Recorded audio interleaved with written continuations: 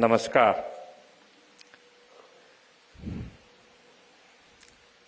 શાંત થઈ ગયા એકદમ.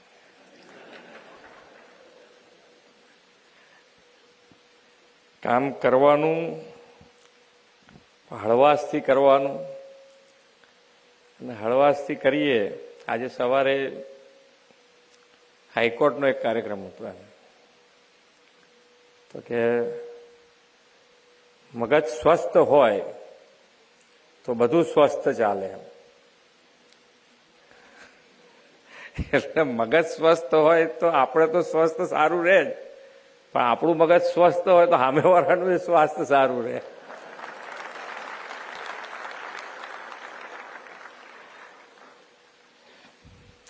અને ગોયંકાજીને શું કહેવાય કે ભાઈ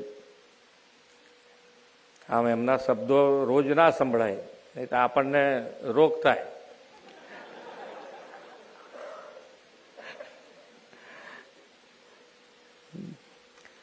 બિઝનેસની ગળથુથી ગુજરાતમાં તો છે જ, પણ એમનામાં ગળથુથી છે કે કેવી રીતે બિઝનેસ આગળ વધારવો. એમણે કદાચ શરૂઆત કરીએ છે ત્યારે મને એમનું બહુ લાંબો પરિચય નથી, કેવી રીતે શરૂઆત થઈ, કેમનું થયું. પણ જે વિઝન છે તમે જુઓ તો વિઝનનો લાભ દરેક જણને આજે મળી રહ્યો છે. અને આપણે બધાની એક જવાબદારી બને છે કે આજે માનનીય વડાપ્રધાન શ્રી હર હંમેશ કહે છે કે યહી સમય હૈ, સહી સમય હૈ. આ સમય એવો છે કે આઝાદીના અમૃત મહોત્સવ એટલે કે અમૃતકાળ 25 વર્ષ, આઝાદીના અમૃત મહોત્સવ પછીના 25 વર્ષ હવે આપણા બધાના કર્તવ્ય કાળ છે. કર્તવ્ય કાળ કેવી રીતે? તો કે ભાઈ હવે આઝાદી માટે આપણા બધામાંથી કોઈએ કામ કરવું પડ્યું નથી. તો આજે વિકસિત ભારત માટે આપણને બધાને ચાન્સ મળ્યો છે. વિકસિત ભારત માટે આપણને બધાને ચાન્સ મળ્યો છે. તો એનો ઉપયોગ કેવી રીતે કરી શકાય, કેવી રીતે આપણે બધા એની અંદર મદદરૂપ થઈ શકાય, એના માટેનો આપણે સૌએ પ્રયત્ન કરવો. એમનું વિઝન કચ્છ માટે અને કચ્છ માટેની એમની લાગણી પહેલેથી જ જુદી રહી છે. તમે જુઓ, એમણે જ્યારે 2006માં આ ધોરડો માટે, રણોત્સવ માટે એમણે કીધેલું કે અહીંયા આગળ વર્લ્ડના લોકો આવશે આ રણોત્સવ જોવા માટે. અને આપણને આ 23માં જ યુનાઇટેડ નેશન વર્લ્ડ ટુરિઝમ ઓર્ગેનાઇઝેશનને ધોરડોને બેસ્ટ વિલેજ ફોર ટુરિઝમનો એવોર્ડ આપ્યો. એમણે મ્યુઝિયમ બનાવ્યું અહીંયા આગળ ધરતીકંપ પછી. તો આજે ભુજના સ્મૃતિવનને શ્રેષ્ઠ ઇન્ટિરિયર તરીકેનો યુનેસ્કોએ એવોર્ડ આપ્યો છે. એટલે કે વિઝનનો લાભ દેશને મળી રહ્યો છે. આપણે બધાએ એની અંદર કોન્ટ્રીબ્યુશન કરવાનું છે. અને કેવી રીતે કે આપણે ઘણી વખત એમ થાય કે ભાઈ આપણે કેવી રીતે એની અંદર ઉપયોગી થઈ શકે. આપણે દેશ માટે જવાનોએ જ કામ કરવાનું, દેશ માટે આપણે કેવી રીતે કામ કરી શકીએ.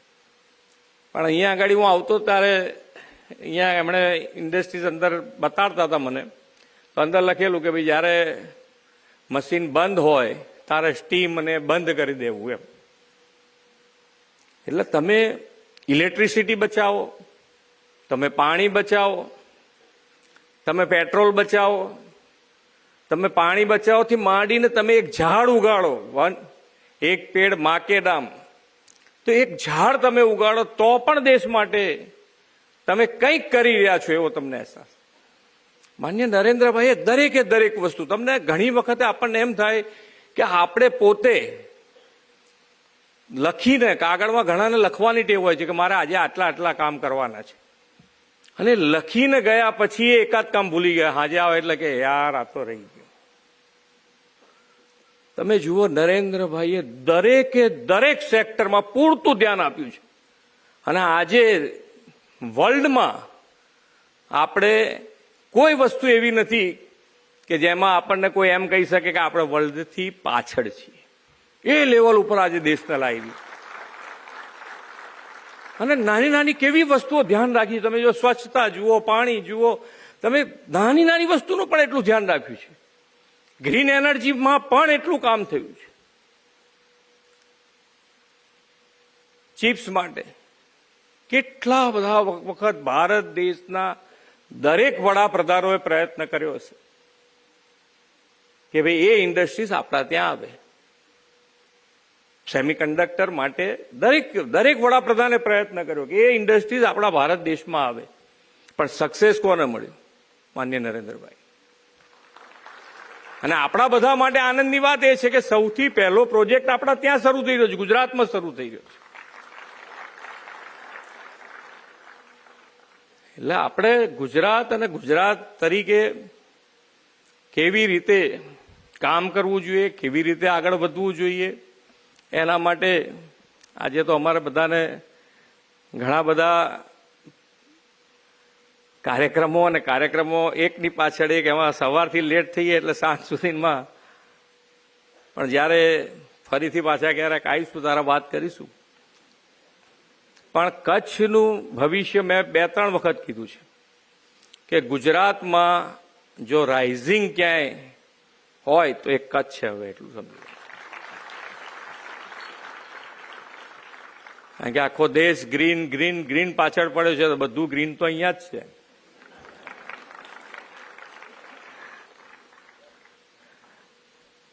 એટલે ભવિષ્ય ખૂબ સારું છે. અને એક આજે ગોયંકાજી ભલે એક વેપારી, એક બિઝનેસમેન તરીકે, પણ આજે એ જે ઇન્ડસ્ટ્રીઝ ચલાવે છે એમાં ઇન્ડસ્ટ્રીઝની સાથે સાથે એક પરિવાર ભાવના સાથે એ કામ કરે છે. એ આપણા માટે ખૂબ આનંદની વાત છે કે ભાઈ આજે એમની સાથે વાત થઈ તો એ કહે કે ભાઈ આપણે સોસાયટીમાંથી કમાઈએ છીએ તો સોસાયટીને પાછું કેવી રીતે આપવું, એની સાથે સાથે એ ચેઇન ચલાવે છે કે કેવી રીતે કમાયા છે તો એ પાછું કેવી રીતે જાય, સોસાયટીમાં કેવી રીતે આપણે પાછું આપી શકીએ, એના માટેનો એમનો હરહંમેશ પ્રયત્ન રહ્યો છે. CSR ફંડ જો મગજમાં તમે રાખો તો કમ્પલ્સેશન લાગે, અને જે તમે દિલથી વાપરો તે કમ્પલ્સેશન વગર એનાથી વધારે વાપરો તો એ તકલીફ ના પડે. બાકી કમ્પલ્સેશન છે CSR ફંડ એટલે નિયમનું પાલન કરવાનું, એટલે તમને બોજો લાગે. આમ ધાર્મિકતાની રીતે જોઈએ ને તો ઘણી વખત આપણને કોઈએ કીધું હોય કે 2 લાખ રૂપિયા દાનમાં આપવાના છે, તો દાન આપણે આપી દઈએ, જે લેવા આવ્યું એને દાન આપી દે. પછી આપણે અંદર શું ચર્ચા કરતા હોઈએ કે યાર આ તો પેલાએ કીધું એટલે આપ્યા, બાકી મારે હાલવાની ઈચ્છા નહોતી.